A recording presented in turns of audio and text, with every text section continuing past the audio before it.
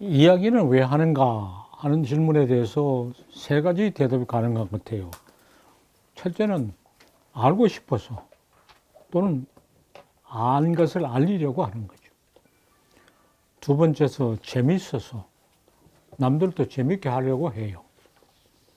세 번째는 거짓말로 사기치려고 하는 거예요. 신령 이야기도 원래는 알고 싶어서 알리려고 했어요. 천지 만물 어떻게 생겼느냐. 또 궁금증이 해소돼도 재미있으니까 하는 거죠. 그런데 신령 이야기는 거짓말해서 사기치려는 의도가 곧 개입했어요. 그쪽에서 그걸 차츰 독점해 가기 시작했어요. 이거 우리 거다. 그러니까 그러면 그건 가져가라. 우리는 영웅 이야기 하겠다. 영웅 이야기도 알고 싶어 재미있어 하는데 정치적인 지배자가 영웅 이야기는 내 거다. 거기다 거짓말과 뭘 보태서 사기를 치기 시작한 거예요.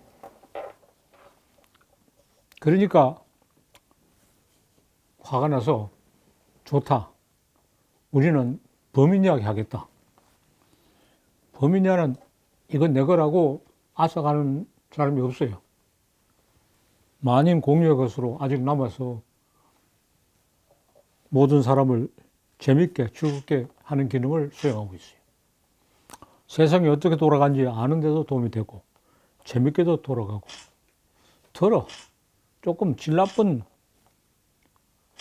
그런 이야기꾼이 끼어들어서 종교나 정치와 결탁을 해서 사기를 치는 일이 없지는 않으나 그 범위나 폐해가 그리 크지는 않아요.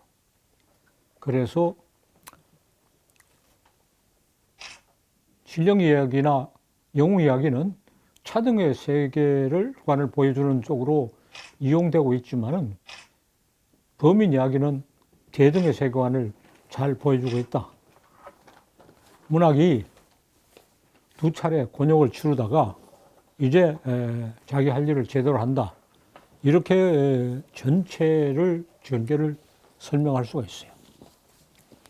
우리가 무엇을 거시적으로 보고 일체의 선입관을 배제하고 이런 이야기가 나오면은 뭐 고명한 학사의 이름난 처적을 들여다보고 공부하려고 하는데 빠져가지고 자기 이야기할 겨를이 없이 그냥 시간과 노력을 수없이 낭비하는데 참 어리석다. 다 덮고 가만히 생각하면 그런 통찰력이 열린다 하고 말할 수가 있어요. 사람은 적당히 무식해야 되고 또한 적당히 용감해야 돼요. 그러니까 무식이 용감이란 말이 참으로 지연이라 생각해요. 유식하면 용기가 없어져요. 유식하면 사람이 째째해지고 무식하면 사람이 당당해져요. 학문은 당당한 사람이 할 일이지 째째한 사람이 할 일은 아니다. 학문만 그렇게 했어요. 문학 창작이나 예술 또한 그랬어요. 당당함을 보여줘야지 째째함을 보여줘서 다른 사람을 실망시키는 것이 일은 아니다. 당당함을 보여주며 다른 사람들을 고무시키고 용기를 가지게 하고 누구나 자기 창작권을 발견하게 해주는 것이 학문이고 예술이다 하는 것을 다시 확인할 수 있어요. 13에서는 영웅 이야기를 주로 이야기합니다. 그러니까 신령 이야기, 영웅 이야기, 범인 이야기 한 것 중에 그래서 영웅 이야기를 이런 식의 영웅과 또 구대의 영웅으로 나눠 이야기합니다. 거기 신령 이야기, 영웅 이야기, 범인 이야기를 이렇게 1, 2, 3 구분해서 예시를 든 것은 기억을 환기시키기 위해서 앞의 장면을 다시 되돌아가 보지 않기 위해서 하기 때문에 낭독하는 걸 생략합니다. 영웅 일은 뭐냐? 건국 시조들이죠. 주몽탈해 수로 같은 인물을 들었어요. 는 신령 3, 건국 시절 나오는 여성이라고 하는 신령 3을 어머니로 하고 태어나서 그 어머니의 자식으로 태어나서 나라를 세우는 위협을 성취하는 공통점이 있습니다. 신화시대를 이어 역사지대로 시작된 내력을 신화시대가 역사시대로 이어간 예를 이으면서 바뀐 거지 딱 끝내고 새로 시작한 거 아닙니다. 내력을 영무일생이라는 것을 갖추어 보여줍니다. 고구려 건국시조 주몽의 경우를 들어 예중으로 들어서 봅시다. 생애를 이루는 사건을 가에서 각 4가지로 정리하고 각 단락이 어떤 의미를 가지는가 봅시다. 영웅의 일생을 추출하기 위한 기초공사입니다. 가 해모수는 천재자 해모수와 합백녀 유화의 아들이다. 고귀한 혈통을 타고났어요. 해모수와 유화를 강탈해 임신시켰습니다. 또는 유화가 햇빛을 보고 임신했습니다. 유화가 겨드랑이로 알을 낳았습니다. 두 번째, 세 번째 이야기는 아버지는 사라지고 어머니만 강조되어 있습니다. 아버지를 이렇게 부각시킨 것은 후대적인 변형이라고 보는 것이 옳을 겁니다. 그러니까 어머니가 가지고 있는 지배력을 아들이 장악함으로 인해서 정치가 시작되고 남성의 통치가 시작된 것을 보여준다고 하겠어요. 모습이 빼어나고 목소리가 웅대하고 몇 달 만에 말을 하고 화를 자아서었다. 비범한 능력이죠. 그런데 태어나기 전에 해모수가 유화를 버렸습니다. 유화를 구출한 금화왕이 알로 태어난 것을 불결하다고 유망을 버렸습니다.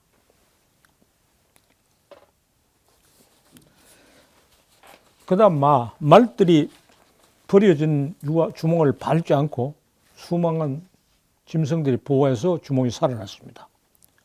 금화왕과 그 아들들은 주몽을 천대하고 일찍 도모하지 않으면 후환이 있을 거라고 해서 그런 위협이 다가와서 주몽은 탈출했습니다.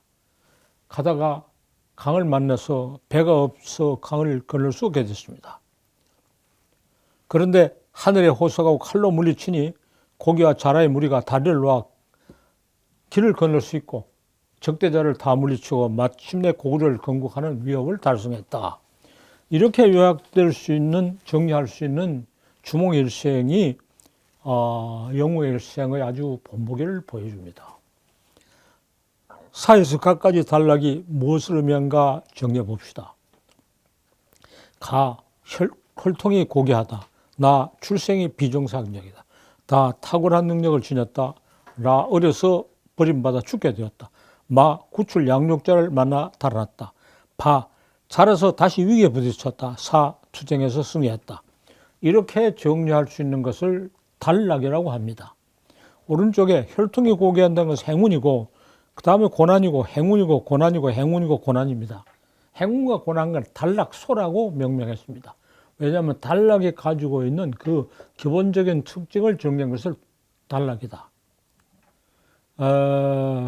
이것은 어학에서 모티핌이라는 용어에 참고해서 단락과 단락소라는 이름을 썼습니다.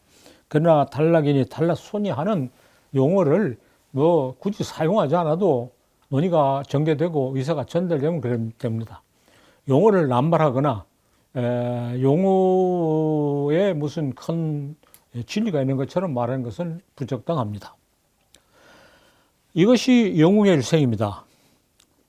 1에서 3까지의 영웅은 모두 이런 영웅의 일생을 온전하게 부분적으로 갖추었습니다. 즉 앞에 말한 영웅의 1, 2, 3, 4라는데 부분적으로 갖추었습니다. 그래서 시대에 따른 변이를 보여주면서 영웅의 성격이 달라졌습니다.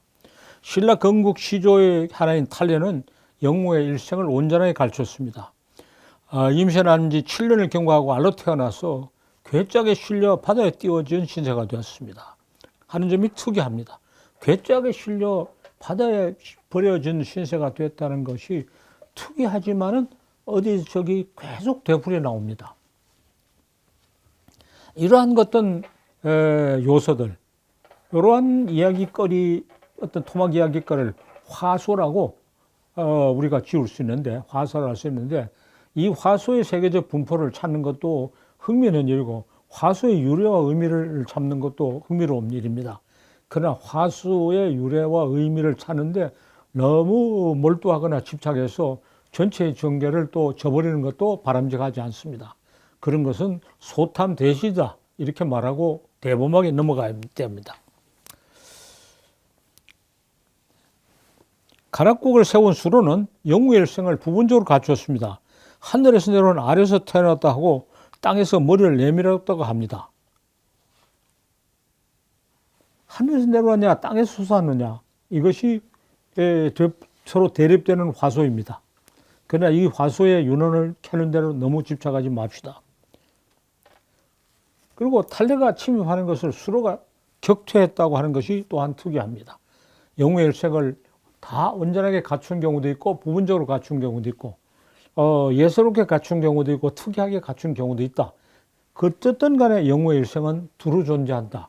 영웅의 일생은 두루 존재한다는 사실이 중요하지 온전하게 특수하게 이렇게 저렇게 갖추는 강론은 아직 관심을 가질 거리가 아닙니다. 강론에 너무 몰두해서 총론을 벌이는 것이 학문하는 사람이 흔히 저지르기 쉬웁니다. 전체 총론을 분명히 하고 강론을 필요한 만큼 정리하는 것이 단계적으로 정리하는 것이 요령입니다. 바둑을 잘 두는 사람은 한눈에 바둑의 판세를 다 읽고 필요한데 가수를 합니다.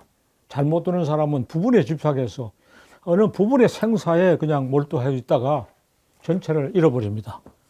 바둑은 오양호 선생님이 잘 두는데 내가 아는 체하고 말했어요. 학문도 마찬가지입니다. 제주도 서서모에 등장하는 괴내깃도도 영웅의 일생을 온전히 가르쳤습니다. 괴내깃도는 이상한 말이 아닙니다. 한자어를 사용 전에 우리 고유의 인명입니다. 한자어를 사용하기 전에 우리 고유의 인명을 문헌에서 찾아낼 수 있고 특히 제주도 구전 자료에서도 찾아낼 수 있어요. 이것도 그 자체로 굉장히 소중한 의학적인 연구 자료입니다. 우리가 어문생활사 이런 영역을 개척한다면 어문생활사에 아주 큰 비중을 차지하는 게 사람 이름 짓기입니다. 이름 짓기. 몽고 학생이 와서 말해요. 몽고에는 성은 없고 이름만 있습니다. 자꾸 이름을 적으라 하니 거부합니다. 하는 수 없이 성은 쓰는 자인데 우리 아버지 이름을 쓸 수밖에 없다 그래. 그럼 우리는 어떻게 했느냐? 한자가 들어오기 전에 아마 성은 없고 이름만 있는 것 같아요. 괴내깃도 이름이지 성이 없어요. 성이라는 것이 어떻게 등장했느냐? 성도 있고 시도 있는데 이런 이야기는 이제 어문생활사가 사회사하고 이렇게 전맥되어 돌아가는 부분이죠. 그러니까 이름의 역사만 가지고도 많은 좋은 이야기를 하고 그게 좋은 연구거리다 하다가 이런 연구하다가 제쳐놓고 이름의 역사로 그냥 빠져들어가면 안 돼요. 그런 건 좋은 연구거리라고 두고 다음에 누가 연구하면 하라고 해놓고 자기 갈 길로 가야 돼요. 그래서 뭐 좋은 구경했다고 어길로 들어가면 안 돼요. 그 괴내깃도가 무슨 뜻인지 알 수 없지만은 넌 아이가 아닌가 한다. 그런데 제주도 서선무가 연구한 사람들이 이 말을 인정하지 않아요. 글쎄요 잘 모릅니다 이렇게 말해요. 괴내깃도는 어머니와 별거하고 있는 아버지를 찾아갔다가 아버지 수염을 잡고 가슴을 짓누린 죄로 무쇠 괴짝에 실려서 바다에 띄워진 신세가 같은 것이 탈레와 같습니다. 어떻게 무쇠 상자에 실려 바다에 띄워지는 것이 이렇게 공통적으로 나타나는가? 참으로 우리가 궁금하죠. 그거 해결하고 기어이 넘어가겠다. 아니, 해결하지 않은 채 일단 넘어가요. 자, 엽기로 빠져들지 말자. 거짓 마음자예요. 누가 이 모르면 글쎄 아직 모릅니다. 두고 연구합시다. 이렇게 대답할 수가 없어요. 그래 가서 동해 영왕이 사위가 되었다가 머리가 셋, 넷, 다섯 도든 장수의 도전을 이겨내고 군사를 건드리러 돌아오니까 자기를 버린 아버지가 무서워 도망쳤어요. 그래 아버지 대신에 지배력을 장악했어요. 버림받은 아들이 돌아오니까 아버지가 무서워 도망쳤다. 이것도 다른 데서 많이 보이는 이야기입니다. 괴내도의 행적을 기리는 이런 노래는 원래 탐나국 건국 서사시였으라고 생각합니다. 이 괴내도가 자기 아버지는 한 모퉁이를 지배하고 있었는데 괴내도는 처음으로 제주도 전역을 지배했다고 돼요. 그것이 지방의 골짜기마다 있던 작은 권력을 넘어서서 제주도 전체를 다스리는 탐나국이 건국했다는 이야기가 아닌가 생각합니다. 한정된 지역을 힘겹게 다스리는 아버지를 물리치고 광범위한 영역에서 강력한 통치력을 행사해 나라를 만든 내력을 말해주는 것이 아니냐. 그런데 그 시기에는 평화적인 정권 교체하는 거 없습니다. 아버지의 권력도 아들이 빼앗아야 됩니다. 나약한 아버지를 물리고 강력한 아들이 통치로 등장하는 것은 고대 영웅의 당연한 일입니다. 실제로 고대는 아버지를 죽이고 권력을 장악한 아들이 비일비재했습니다. 유명한 정복자 알렉산드로스도 자기 필리바왕을 죽이고 권력을 장악했다고 보는 것이 지금 지배적인 견해입니다. 이때는 효라는 개념은 없습니다. 힘이 제일입니다. 그것이 고대인의 사고방식입니다. 탐나국뿐 아니라 주몽이나 수로가 나라를 세운 내력도 원래 서사시로, 제주도 범풀이 같은 서사시로 노래하면서 노래하고 칭송, 노래하는 건 알려주는 것이고 노래하는 것은 알려준다는 거하고 칭송한다고 하는 두 가지 의도가 껴맞아 있어요. 나라가 망하고 오래되자 원래 건국서사시는 나라 무당이라고 하는 특별한 전승자가 독점적인 권한을 가지고 노래했을 것입니다. 아무 데나 노래하는 게 아니라 나라 구슬을 하는 특별한 시기에 노래했을 것입니다. 그 마을의 신방이 본풀이를 노래하는 것과 같은 방식이었을 겁니다. 그런데 나라가 망하자 특정인 전문이 노래하는 서사시는 사라지고 누구나 할 수 있는 이야기만 남은 것이 지금 볼 수 있는 신화라고 생각합니다. 그리고 그 개요가 가까스로 문헌에 기록됐습니다. 탐나국이 망하고 제주도민이 본토에 복속되자 탐나국 건국서사시도 온전하게 남아있지 않고 문헌에 기록된 역사적 의의를 알기 어렵게 되는데 삼성 이야기가 문헌에 기록되어 있어요. 이거하고 삼성 이야기가 어떻게 연결되느냐, 별개의 전승이냐, 어떻게 연결되느냐, 우리가 아직 확실히 알 수 없어요. 이것이 더 고형이고 삼성의 것이 나중에 형태일 것이라고 말할 수 있으나 그 연결고리를 아직 찾지 못합니다. 그리고 왜 이것은 문헌에 오르지 않고 삼성 이야기만 문헌에 올랐느냐 하는 것도 그것은 추측건데 이건 추측입니다. 탐나국이 와해되자 고양부 세 호족이 권력을 나누어 가지면서 중앙정부에 복속되는 관계를 가졌을 때 자기 세 집단이 자기네 여론이 탐나국의 왕통으로부터 직접 오지 않고 별도로 왔다고 이야기하기 위해서 만든 것이 아니냐. 그러면 고량부 세성이 탐나국의 유력한 귀족이었던 건 사실이지만은 왕통 자체는 아니지 않았는가. 이런 추측을 해볼 수 있으나 말은 할 수 있어도 글을 쓸 수 없는 단계입니다. 말은 그냥 해보는 거고 글을 쓰면 상당히 책임을 져야 되고 일단 말로 토론을 한 다음에 조금 이야기가 그럴듯하다 싶을 때 글로 쓰는 것이 적절한 순서가 아닌가 이렇게 생각합니다. 첫 대목의 이야기가 끝나서 이제 토론을 해봅시다.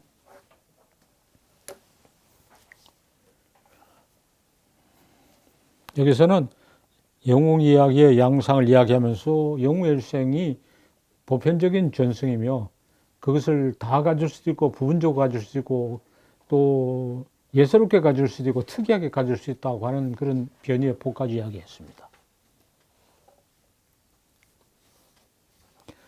지금까지 연구해서 수없이 이야기했던 걸 한번 그냥 정리했을 따름입니다. 그러나 다른 많은 연구자도 이와 관계되는 부분적인 이야기는 해올 수 많으나 전체를 다 읽어서 다 보려고 하는 노력은 별로 없어요.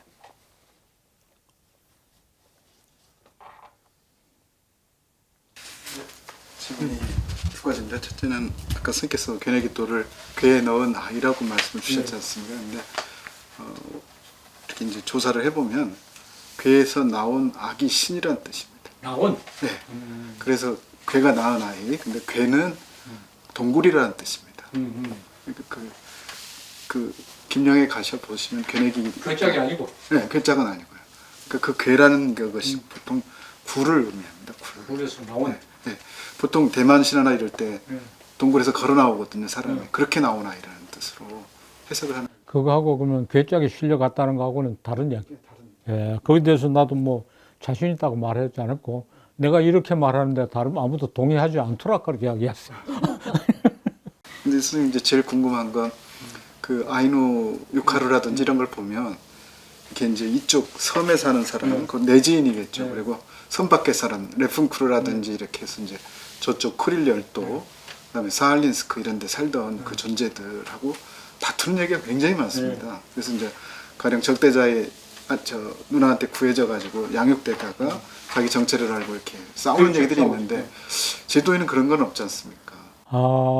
그 이제 있다가 제주에도 있었을 건데, 그러니까 이 괴내기 계통하고 고량부하고 상당히 거리가 있는 것 같아.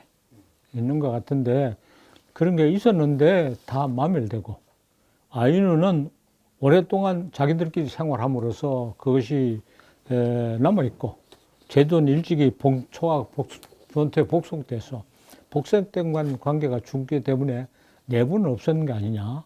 여기서 보이는 거는 이제 괴내기, 아버지와 괴내기도의 투쟁은 분명히 나타나거든. 그래서 그 부분은 우리가 공백인 채로 두고 다른 자료에 비추어서 아마 이것이 만멸되지 않았을까 하는 추론을 나중에 전개할 수 있어요. 그리고 무엇든지 우리가 다 알려고 하면 정작 중량을 놓쳐요. 그러니까 중요한 줄거리를 알고 곁까지는 모르는 채 두고 미해결인 채 논란을 벌일 수밖에 없어요. 그리고 아까 이야기했는 거기 내용에 그것이 그런 이론이 성립된다고 하더라도 세부적이고 부분적 의무를 다 해결해 줄 수 있는 건 절대로 아니에요. 그래서 먼저 해결해야 될 것과 보류해야 될 것을 구별하고, 그러니까 이 변천 자체가 실체이므로 무슨 환원이나 원형은 무의미가 없다. 이거는 도저히 양보할 수 없는 이야기죠. 그런 원리죠.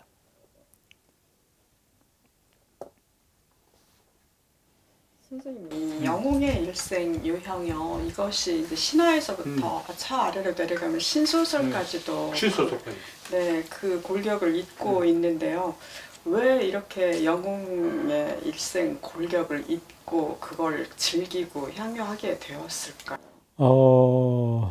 그 두 가지 차원에서 얘기할 수 있어요. 그 영웅의 일생에 대한 어떤 존경과 희구와 선망, 그것이 지속되어 온다.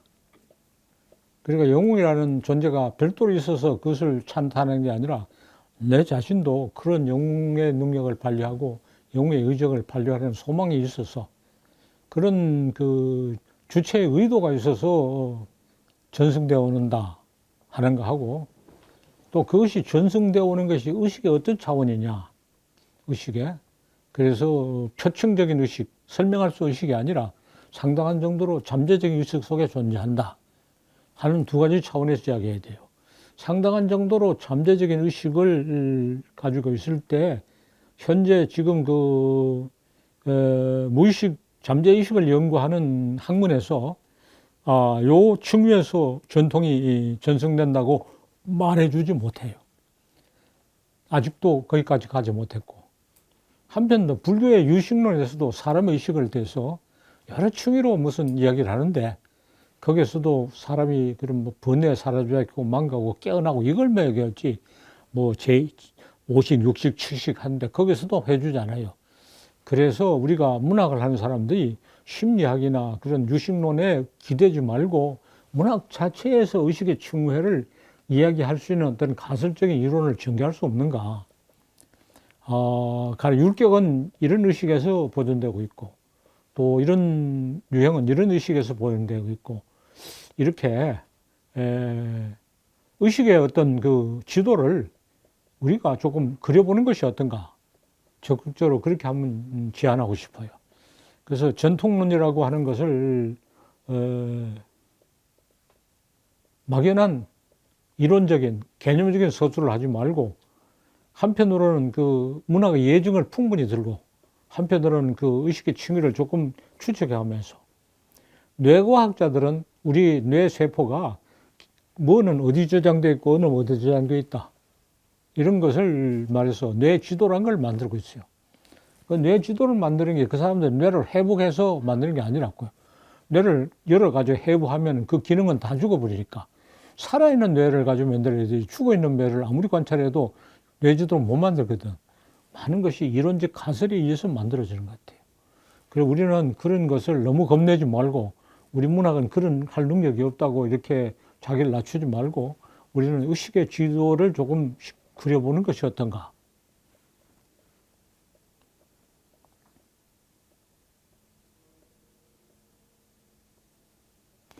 그렇게 하는데 이제 의학이 많이 도움이 되고 같은 작업을 해요.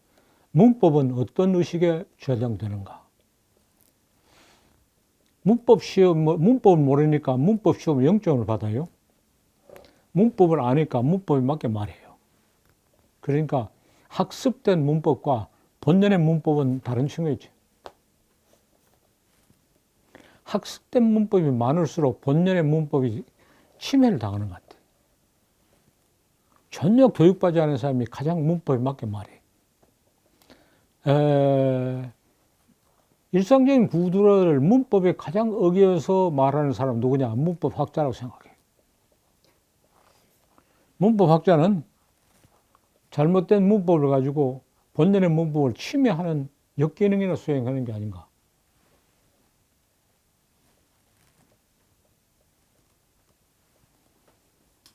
작가란 작가란 어떤 사람이냐? 학습된 문법을 깨고 본연된 문법을 살려내는 사람이 작가다.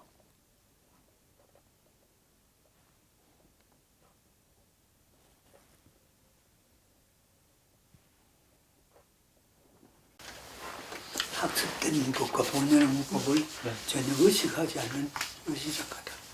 의식하죠. 의식하지 않는. 학습된 문법을 의식하지 않고 예. 본연의 문법을 가지고 말하는 사람이 작가다. 이렇게 말하죠. 그렇게 함으로써 자기도 의도하지 않은 가운데 본연의 문법이 엉터리인 걸 증명하는 거죠. 그런데 학습 문법. 그런데 시원찮은 작가는 학습된 문법대로 말하려고 하다가 본연의 문법을 고갈시키는, 그거 시원찮은 작가예요. 베네딕토 같은 경우는 석타래랑 다르게 출생에 있어서 좀 또 어머니 쪽이나 아버지 쪽에 이제 좀 더 신성시되는 존재 개념은 좀 신격화된 존재들의 등장은 좀 적고, 어머니가 그나마 이제 보르무토라고 하는 여성을 조금 더 문화적으로 우세한 정도로만 등장을 하는데, 그 단계적인 차원에서 석타래와는 좀 차별성이 좀 있다고 봐야 되는 건지. 우리가 이제 공통점과 차이점, 큰 줄거리와 격가지를 말했는데, 지금은 공통점 전체적인 줄거리를 주로 말하고 격가지는 달라질 수 있다. 격가지가 어떻게 달라지는가까지 다 해명하지 않은 채 지나가자 그랬어요. 근데 이게 참 안 돼서 격가지에 걸려가지고 본론이 전개되지 않은 게 대부분 학자예요. 그거 안 풀면 안 된다고 생각하고, 안 풀리는 놈은 덮어놔야 돼. 여기에서 용단을 내릴 때 있어요. 타당성과 유용성을 따져서. 작업의 선후와 중요도를 가려야 돼요. 선후와 중요도를 가리면 능률적인 작업을 하고, 선후와 중요도가 혼동이 되면은 평생 동안에 붓방아만 찢다 말아요. 평생 붓방아만 찢다 마는 사람을 수없이 봐요.